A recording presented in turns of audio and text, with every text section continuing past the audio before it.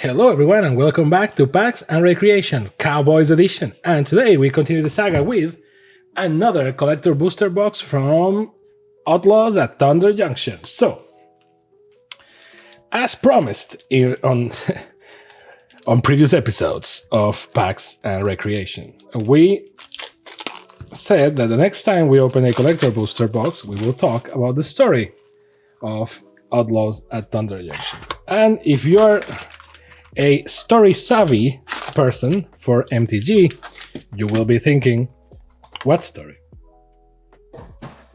And that, my friend, is the right approach. What story is there in Outlaws of Thunder Junction? Well, the main thing that happens is right there in the booster, so Kellyan found his father, Oko, finally. Oko is just chilling here in the Cowboys plane for some reason. And Geralt the Fleshwright. Okay. And they just want to do... By the way, just if you're new to this, we're going to mix them... Mana Drain, let's go! And we are just going to... See, this is the thing with Magic. Mini pause here. This is the thing with Magic. Mana Drain is an expensive card. I don't particularly like this art, to be honest. I prefer the normal one, but hey, I take my chances. This is an expensive card, powerful card. Why is the powerful card? It costs 2, is a blue spell, in case you can tell because of the... And it's a counter spell. At the beginning of your next main phase, add an amount of colorless mana equal to that spell's mana value. So, this is freaking good. No counters, or at least no down effects, and it even gives you mana. So, this is freaking amazing. There is a reason why this thing hasn't been printed again, and well, there are 2. One is power balancing, and 2 is secondary market. Now, they decided to reprint this here, of all sets, and this is the thing with Magic the Gathering. So, Magic the Gathering is a scam, but like basically it's gambling, right? It's gacha boxes, and I am the first person to defend that. Hey, if you need a card or 2 or 3 and your playgroup is okay with it, just proxy the freaking thing. Like no one cares. Even more if it's an old card, because you can't buy it legally from Wizards of the Coast. Like they don't sell it unless it's in a secret lair, which now they make the secret lairs limited. So like there is less and less time to get it. So if you can't buy it legally from Wizards and you just needed to test it, or just for your 100 cards deck that you already paid for, and all those cards are legal, like just proxy one. Like no one cares. Like you giving the money to secondary market is not benefiting Wizards in any way. Well, it does in the sense that whenever Wizards does a card that is designed specifically to buzz the secondary market because it's expensive or powerful and has very few quantities, etc., well, the secondary market just goes cray-cray. But all this to say, this is a type of card that proves that even though it's kind of bull that you need to buy boosters or buy cards, and there is like a pay-to-win thing here, unless, for example, in Commander, which is what anyone plays anyways, you need to, like, the best thing you can do is agree on a price, like, oh, okay, no decks higher than $300 or something like that, if you're using proxies, even if you're not using proxies, because otherwise it's pay to win. But what happens if you remove the limits and say, okay, full proxies, no limits, final destination? That becomes CEDH, so competitive commander. And what happens in competitive commander? Everyone plays the same 7 decks, because that's the most optimal thing. And even though I agree with it, like you should always play optimal, if there was no limit as to how you get the cards, everyone will play with the same cards because it's the optimal strategy. Now, I know what you may be thinking, because I have a friend that really drills down this perspective. If the game is designed like that, then the game is not well designed. If you can pay to win, and if you had access to every single card, suddenly everyone plays with the same because it's optimal. Similar to what happens with Pokemon, the competitive Pokemon, if you play in Pokemon Showdown on, like, the video game, not the card game. No one plays the card game, right? So what happens is that everyone plays with the same Pokemon because that's the meta. And with Magic, well, that's the meta pretty much. Like, there is a reason why people just keep using Thassa's Oracle, because if you win on your own, without and bypassing the life totals and all that, it's easier for you. And it's kind of unblockable unless someone removes the creature or something.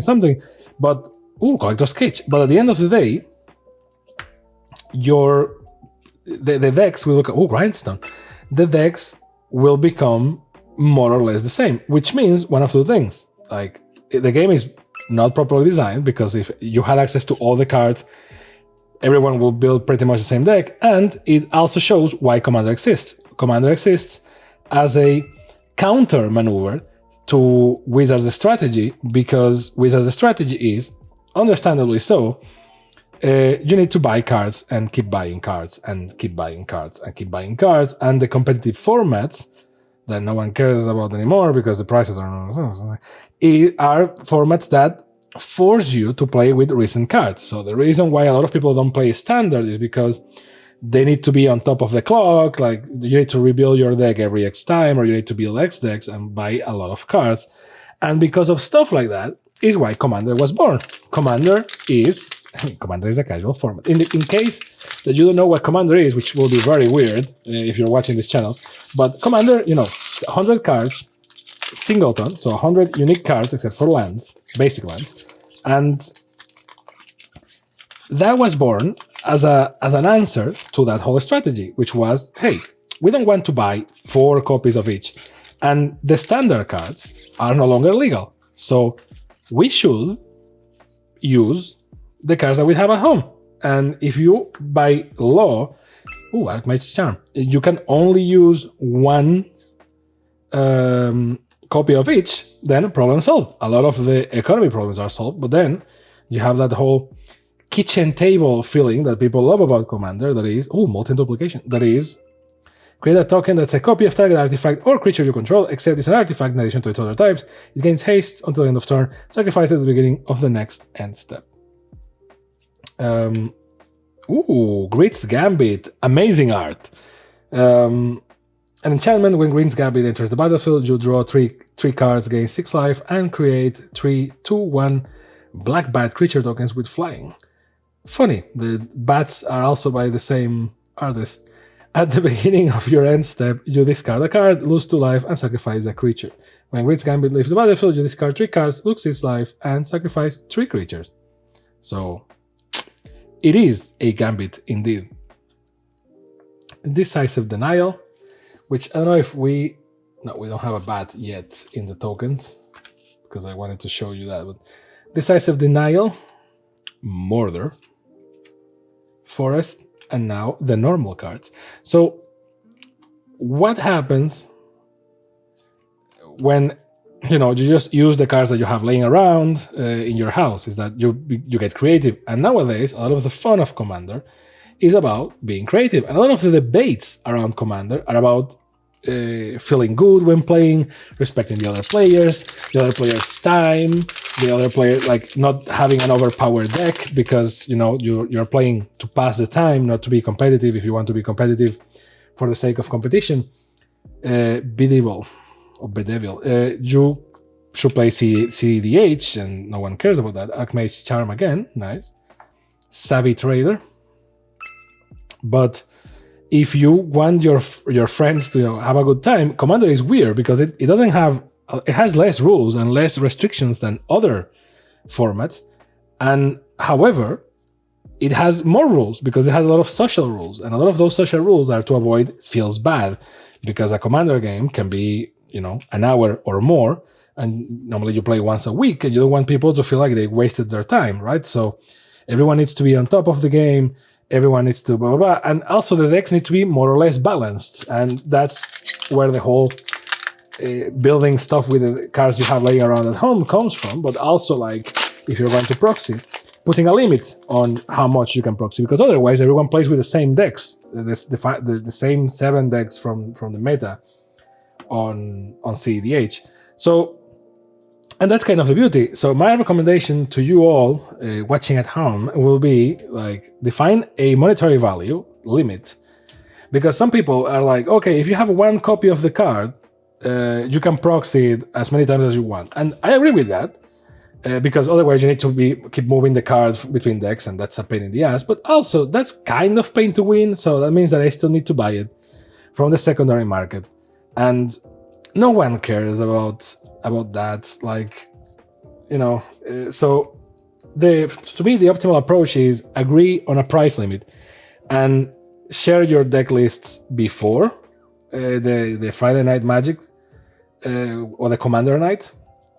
Now, assuming that no one is a competitive asshole, because yes, if you share your deck list before the night and someone goes like, actually I will play with this deck because it's a counter to that deck, that's being kind of an asshole. But at the same time, that's kind of, you know, I know what you may be thinking. It's like, bro, I play to relax and you're making this a bureaucratic process. It's like, well, yes, to a degree, but it's only to make it easier. Otherwise, you can just say, well, it costs less than $300 and everyone has to believe you. If you have Dust Ball, if you have that trust in your group, even better. But if you don't, same do it twice. If you don't, well, Annie Flash the Veteran. I was almost reading it as Annie Flash the Veteran, which is like, nope. Essence Capture, not bad. Again, Clear Shot, and Boba. So if you agree, like, I don't know, $200 sounds like a reasonable amount, you can just add whatever the hell, as long as you are within $300. And that kind of balances the game a lot and doesn't restrict your creative freedom. Like, if you want to do a deck around, I don't know, around horses with Shadowfax as your commander, you can. Just don't go over $300. And you may be thinking, well, if I build my entire deck and it only costs me $50, I still will be in a disadvantage. Like, well, I mean, it's your choice. You can't complain. At least it's more or less leveled. But if you build your deck and it's like, I don't know, $50, you still have 250, you can just, I don't know, go crazy and print a better mana base, which is normally where the money goes anyway. No kidding. If you put dual lands, which are the lands, you know, the dual lands that have no setbacks, the ones that are very expensive, your deck escalates in price crazy fast, because we're talking about some of those lands cost $800. So yeah. And, you know, by having the $300 limit, you can add those, which is actually kind of fun. So recently I had a Commander night and I just built a deck to my heart's content. So I didn't look at any limitations and I put the most optimal things in there. And, well, it had all the dual lands, etc. So it was a very expensive deck. A lot of that was proxied. And I made a heads up, like, yo, this is proxied. It's like, okay, cool. I just want to test it. And I won. It didn't feel very good, because it felt cheap, like I cheated my way out of it, and it's because the deck was, this art is amazing, by the way. The deck was so crazily overpowered, and it played with itself, like you play it alone with that deck, which is not very fun. You're there to play with your friends, right? Oh, nice, All-Tech Matter Weaver for 2 and 1 white. Human Artificer, whenever you cast a creature spell, choose one. Create a 1/1 colorless gnome artifact creature token, or create a token that's a copy of a target artifact you control. This will be a great commander, if not by the fact that they went out of the way to not make it a legendary creature. An amazing art, by the way. Bristlebot Farmer, another one from the big hit, the big vault. I forgot the name. The big score? Damn, I forgot the name of the subset. Overall, full steam ahead, cool. Giant enemy crab. I think that if you put that simple rule in your group, everything becomes easier and fancier. Because, I mean, this kind of lands, well, this land is kind of whatever, but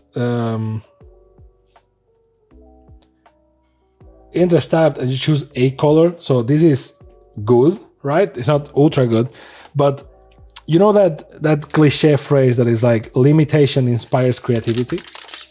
That's why you need to put some sort of limit in your deck. And you can be like, well, I am not overly competitive, so if the deck goes one way, it goes one way. It's like, yes, but if you don't set the rule to the entire group, it becomes unbalanced, and unbalanced is also not fun. So it needs to be somewhere in the middle, So you have a limitation, so you have to be creative around it. Plus, a lot of these lands, like Wizards is really trying to do these alternative lands. There are dual lands, but with setbacks. And when the setback is not that bad, like a shock land, there is a reason why shock lands are that expensive. Same card twice. Crazy. And the reason is, well, the setback is not that bad, so immediately becomes the optimal choice. Now, if you have a price limit on your deck, you need to go with the less cool lands or with a less cool card, and that's great. And yes, again, if for some reason you're like, oh, we want to, let's talk with the deck, and if the deck, talk to your pod, talk to your group, and if the deck happens to be, $220 and they don't care, it's okay. Or if you are like, oh, this week can we play with $500 decks? It's like, and everyone agrees, it's okay, right? Like the thing is that everyone agrees because you don't want someone to be like, well, I can also win if my deck is super expensive. That's kind of the whole vibe. And again, limitation inspires creativity, so you go with that. Now for the story, because this was supposed to be the story video, Outlaws at Thunder Junction doesn't have that much going on it. So Ashiok contacts Oko to steal something from a vault, and you're like, or to steal a train, I think it is. No, it's something from a vault. And you're like, okay, like, cool. And he recruits a crew of individuals with specific talents, all villains from Magic the Gathering and multiple planes. So it's like Ocean's 11. And that, not that bad. And that's why you have all these cards that have like the wanted posters, all are like, I don't know, Tiny Bones, Pickpocketer, right? And it's like everyone has a talent, even though if the talent is not very logical. And Kellyanne arrives and is like, Papa, and Oko is like, I don't care about you, but if you want me to talk to you, you need to help me. So he agrees. You have the story, kind of a basic heist story, not much going around. Now, the crazy thing, and this is what I wanted to focus about the story, is the end. So Ashiok, for some reason, asked for that, and turns out it wasn't Ashiok. And Vraska is there as well. Vraska is one of the members of the crew, and you're like, Vraska? Like, wasn't Vraska all Phyrexionized? Like, what's up with that? Because if you remember, and if you don't, go watch the bundle for Phyrexia will be one. And we will open one again once we go back in the saga of the bundles, but if you don't remember, you had that card, Phyrexian Arena, which is basically Vraska. Ooh, Mindslaver, which is basically Vraska killing Jace, and Jace becomes a Phyrexian. Let me see, 6. You pay 4, tap it, and sacrifice it. You control target player during that player's next turn. Okay, that explains the cost. Crime and Punishment. Put target creature or enchantment card from opponent graveyard onto the battlefield under your control and destroy each artifact. Destroy each artifact, creature, and enchantment with mana value X. Now, with these cards, these are 2 pieces of art, all from the same artist. I do wonder, was he paid as 2 different cards? Because it's 2 different pieces of art, even though they are smaller. I do wonder. We Ride at Dawn from the Commander decks. There you go. Breaches the Blast Maker. So all of the dudes in the crew have a wanted poster like this. Ooh, Final Showdown. It's the Final Showdown in foil. So for 1+, because it has Spree, which is a mechanic that everyone has been melting around, you pay 1 white and 1 colorless. All creatures lose all abilities until end of turn.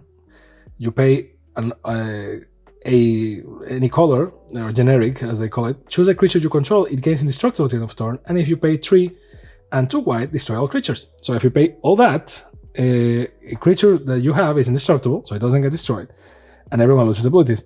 So technically, you can have the loses all abilities so that they lose the indestructible, so you can wipe them. So this is very good. No wonder this thing is expensive. Heartless Pillage. Turns out that at the end of the story, because Vraska was Phyrexionized, and if you remember, if you're watching this channel for since we started with Phyrexia and all that, I've been wondering what happened with Jace, and and Vraska, I guess, because Vraska was just like, she just disappeared. But everyone was like, what happened with Jace? Because Nisa and Ajani were cured because of this lady that was immune. She died so that they could live because no one cared about Alara, was the name? No, I don't remember. You know, the lady that was immune to the oil. So she died so that the Planeswalkers may be alive, but they lost their spark. So they are no longer Planeswalkers. And Jace just disappeared. And I've been saying like, oh, Jace will appear in... Endless Detour. Like, Jace will appear in... what's the name of it? On Ixalan, because he loved Ixalan, so I guess he will be there. But he wasn't, which is weird, because I thought that was the perfect reason for having Ixalan in the roadmap, right? And to changing that plane to Ixalan, because that plane wasn't supposed to be Ixalan, they changed it to Ixalan. That's why it feels weird. There's all caves and stuff like that. So turns out that Vraska is alive because Jace is alive. So it wasn't Ashiok, it was Jace all along. And Jace, disguised as Ashiok, was ordering for this because they want to fix the multiverse. And Jace is fixed because he went back to his mom, and his mom fixed him with a phoenix feather, which is like, what is this, Final Fantasy? Like, okay. And then he comes back with Vraska and goes like, Mom, can you fix my girlfriend, please? And she fixes him as well. Like, mind you, we don't know even the name of the mother. It's just the mother of Jace. And Jace says, Mom, like, okay. And then he's like, oh, we need to fix the multiverse because of the omen paths. This thing is crazy. Now all evil can travel between planes, which is funny because he's saying that, and in Thunder Junction, which is according to Mark Rosewater, the villain set, which is not, it's the cowboy one, but whatever. If it's the villain set because it's all villains, then what Jace did was bringing all villains to Thunder Junction. So he knows how this thing works. So he's saying like, oh, everything that we did with the Gatewatch and all that won't be for good. So they open the vault and there is this thing called loot in there, which is like a Fox Tanuki thing, I don't know. And that's the key to everything, and I don't know. So apparently the story now is like, okay, Kellyan, whatever. Kellyan is going to explore with Amalia Benavides Aguirre, so like, whatever. No one cares. And now the story is about Jace trying to close the Omen Paths. So it's Jace and Vraska with loot. So they are like the Team Rocket or something. And he wants to solve this by any means necessary. So that's interesting. By the way, I'm going to sort these by best looking while I talk. So it's interesting because Jace, if they do it properly, Jace may be having, or a villain arc or something like a villain arc, like a Thanos arc, which to me is funny that I just keep copying Marvel. Like, it's not like Marvel is the most original thing, but like, come on, really? So Jace is going like, no, we're going to close this by any means. And it's like, well, if they do this properly and Jace becomes a villain, that is interesting, right? Like, Jace against everyone else. Manadrian, let's go. Because, people saying like, Jace, you can't do this because he's going to kill a lot of people and blah, blah, blah, and a lot of economies. And Jace being like, nope, we need to control who travels between planes. And maybe they recover Kellyan, which I don't think they recover Kellyan because no one cares about Kellyan, but maybe they recover Kellyan. And Kellyan is like, no, if you fix that, I will never find my father. It's like, well, what good did it do to you? You saw your dad. Your dad was like, I don't care about you. And you're like, okay, I'm going to explore the multiverse with Amalia Benavides Aguirre. Which, okay, bro. Like, what's up with that? But if they do it properly, which I'm not sure they're going to do it. I have faith. But if they do it properly, Jace may be like an anti-hero, like everyone will be like, Jace, no, stop it. And he will be like, nope, we need to close this by any means necessary. I don't care. I'm fighting against all allies and stuff like that. And maybe they misunderstanding his motives, which that will be lazy. I will prefer if they don't misunderstand his motives, like he explains it and they go like, okay, that makes sense. And some of them join and some of them still go like, no, you can't do this. You can't play God, that sort of thing. And he will be like, no, Elish Norn playing God, and look what it brought to us, right? And that's actually a good debate, which I don't think they are going to pull. I'm just doing fanfics over here because I am one of the 10 people in the world that care about Magic the Gathering lore and history. Apparently, according to Mark Rosewater, no one cares about the story of Magic the Gathering and even the universes within things. So that's why they only do Universes Beyond. And they are not going to do Universes Within versions of the Universes Beyond. They, because we don't care. Which is like, Mark, come on. Can you please let Gavin take over? Like, come on, Mark. To be fair, even if, because we all have Gavin as this messiah figure, I mean, he's a nice guy for sure. And he designed one of the best precons ever, which is Timey-Wimey. Forever love to that guy. And he made me watch Doctor Who because of that. I was like, oh man, this thing slaps. Let me watch the series. And now I'm a fan of Doctor Who. So Gavin, if you're listening, thank you.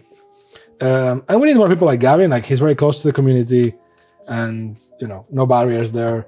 And he just says what it is. But again, we all need to remember, Gavin may be great. Mark Rosewater sometimes may be great. But you can tell that Mark, a lot of times, has to play devil's advocate because it's a business. So if the CEO or the business says like, oh, but we need to sell this, Mark Rosewater is going to be like, yay, right guys, yay. And even if, so it is what it is. It's a business after all. But in the meantime, this is what we pull.